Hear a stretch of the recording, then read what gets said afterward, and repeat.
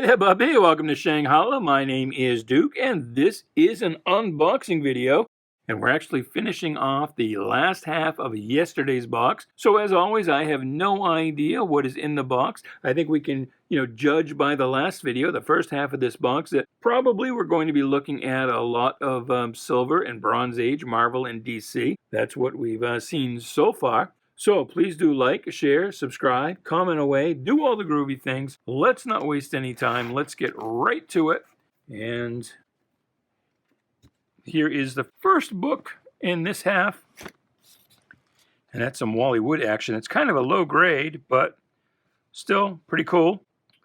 Action Comics number 283? 233. The Checkpoint Charlie here. Oh, cool. Rip Hunter Time Master, number 10. And Rip only lasted like 28, 29 issues, but it was a bi-monthly title, so it was actually on the stands for quite a while. Oh no, Batman's on fire, facing the Flame Master. I bet you this story extols the virtues of asbestos.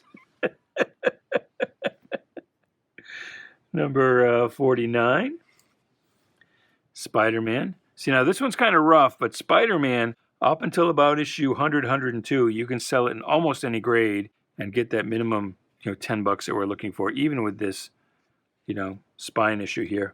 Oh, Pep. Well, this is different. This is Pep 180. Now, I question if this will go to $10 as well, but we'll try it. We'll see what happens. Moon Knight. This Mark Spector Moon Knight series has been getting some love. A lot of Moon Knight stuff has been taking off lately as the TV show gets closer to reality. And here's Amazing Spider-Man 346. I guess that's because of the Venom cover that this is popular. 347 with Venom doing the... he actually does it. Alas, Poor Yorick. I knew him well, only it's Alas, Poor Spidey. This one does okay. This is one of those books you either get in very high grade or very low grade and no in between, because this book's a little damage or equals a lot of damage just because of the nature of it being a giant size with the gold foil cover. Here's a silver foil cover, Spectacular Spider-Man 200. Akira, number 32. We just... in addition to grading the raw singles that we sell on eBay, and I don't know if I mentioned this video yet or not, the seller name is .com Comics. In addition to that, and also putting together the mystery boxes that we sell from time to time on one of our two websites, sellmycomicbooks.com. I also am responsible for the fixed price auctions on eBay. Again, seller name .com Comics. But anyway, I bring that up because I just listed this evening some of the Akira collection books. I think it was a lot of like 3, 5, 7, 8, 9. Might have had a 6 in there too. But anyway, that sold in like about 20 minutes. And usually it's about 4 days is the average. Sometimes a little longer, that something will be up there as a fixed price item before somebody bites at it. But boy, they didn't waste any time getting to those Akiras. I've never read Akira, and maybe I should. But there's issue 32 for you. Who is she? Who is Spider-Girl?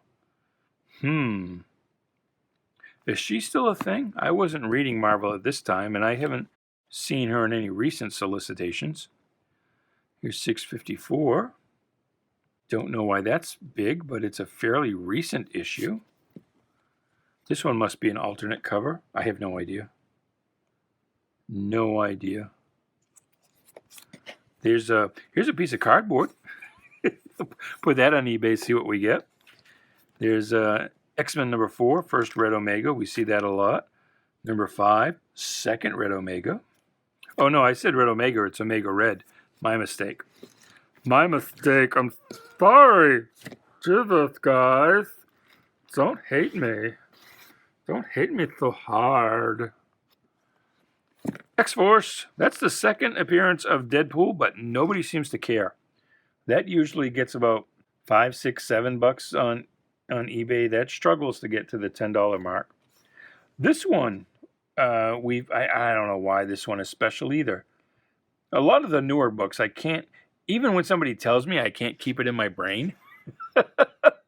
I know I've been told what the big deal is about this one. I think it's Deadpool. You wouldn't know it to look at it, but I think this is a Wolverine Deadpool fight. But I wouldn't know that was Deadpool unless I already knew it. But not because I don't know who Deadpool is, just because that's a crappy cover. To my mind, it might look cool, with the stark contrast there. But if you can't tell what's going on, I might have just as easily thought that was Spider-Man, because this kind of looks almost like webbing here, these shadows. But anyway, I think that is the issue with that one. It's a Deadpool-Wolverine battle. Transformers 79, the last Autobot. Is that the last issue? It might be. Kind of looks like the Joker on the cover there, doesn't it? There's 78. Is that the penultimate issue? Could be. 77, 76. Transformers I never got into as a kid. I told you before, we had a house fire in August 1980, just as I would have been going into the 7th grade. And so I lost all my Megos, my Matchbox, my Micronauts, all the toys. And at that age, it was hard to convince various aunts and grandmothers and mother to buy me toys. They thought I was getting a little long in the tooth for that kind of thing, which I totally wasn't. If they had just asked, I would have told them, no, take back that shirt. I would like some Transformers, please.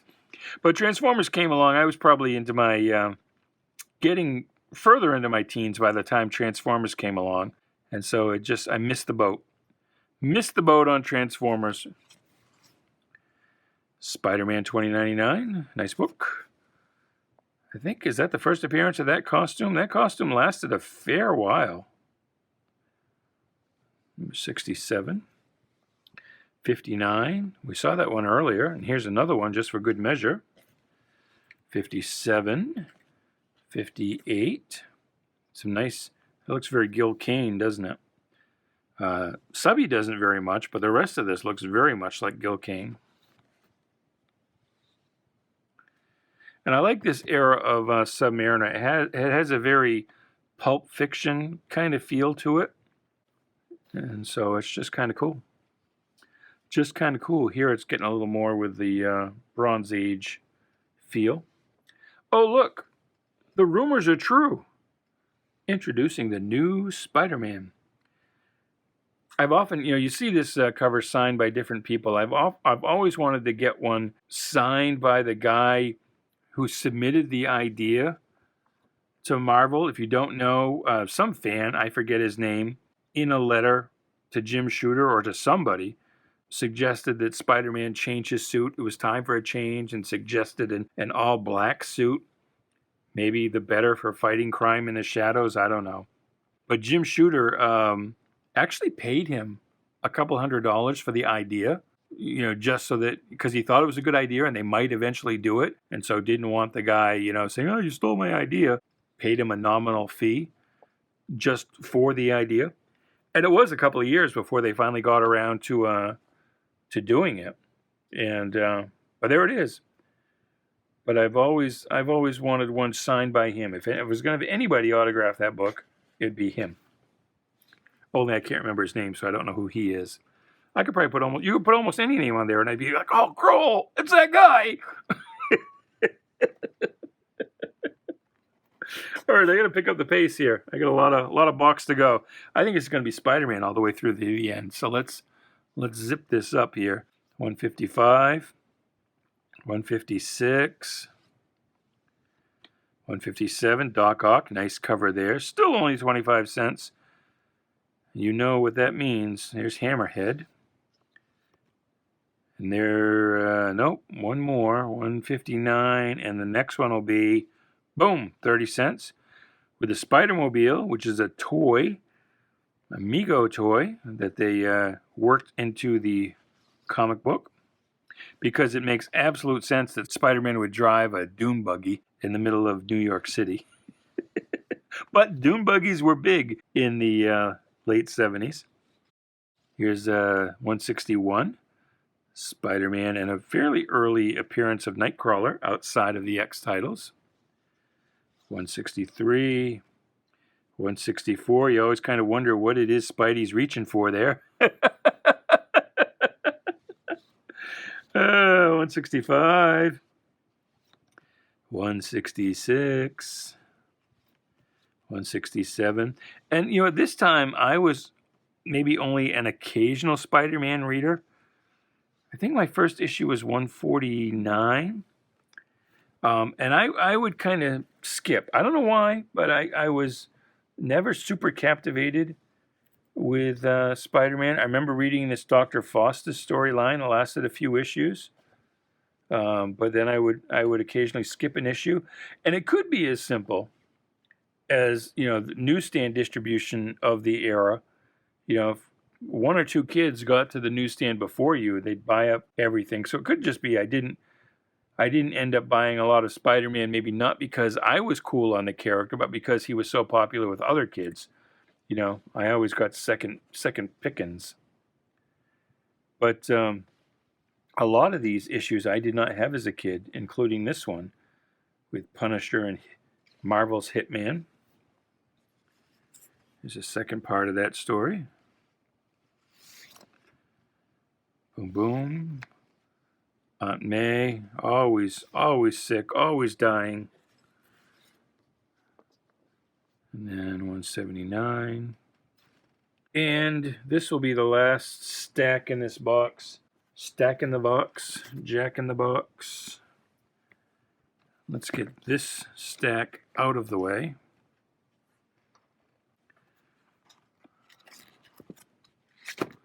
Or at least most of it.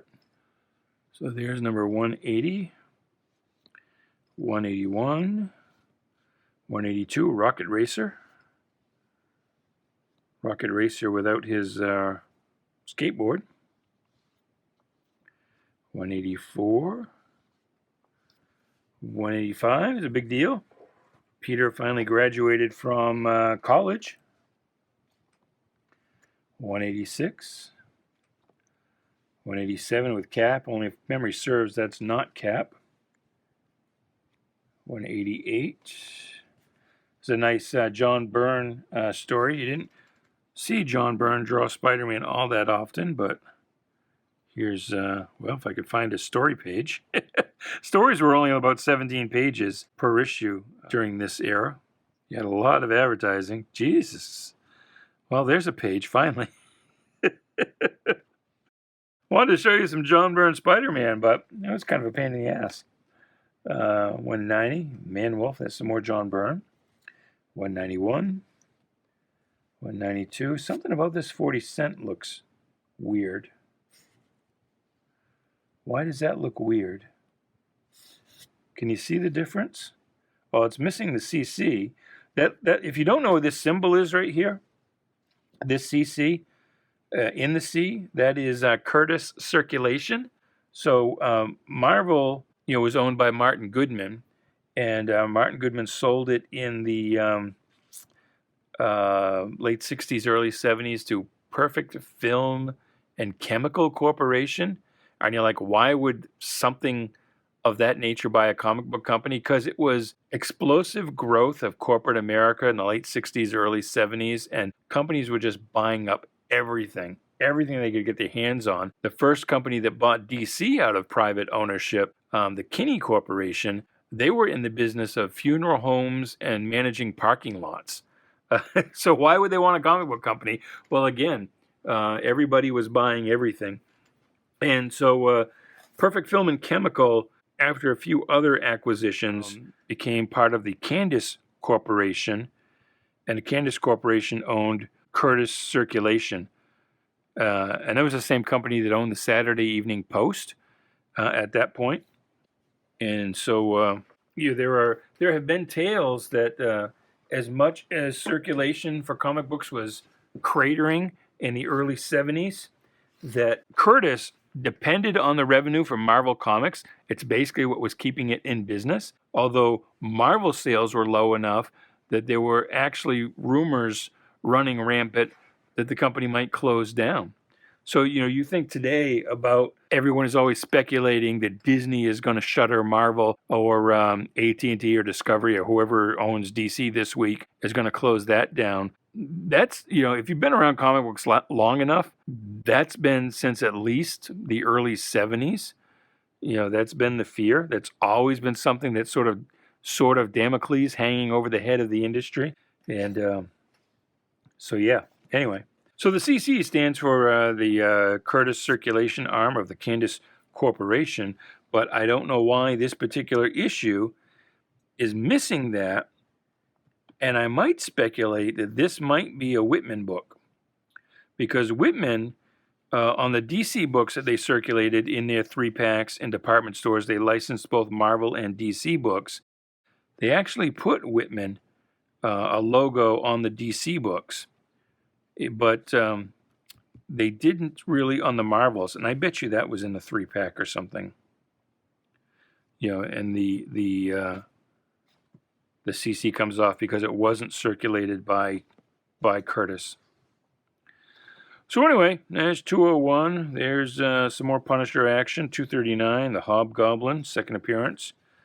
Here is some Jack-o'-lantern and Silver Sable. First appearance of the Puma. I believe that's the first appearance of the Monica Rambeau Captain Marvel. First appearance of Silver Sable. And here's a Ghost Rider #1. How to pull that out and put that in the Halloween boxes that I'm working on, the mystery boxes for Halloween. There's another one. And there's a #2. Boom. Well, that's it. We didn't see any Batman books, did we? Sorry about that, OG Batman. But anyway, I hope you enjoyed that. And hey, if you did, please do like, share, subscribe, comment. Do as I say, all of the groovy things. And until next time, good night, good luck, and please be good to each other.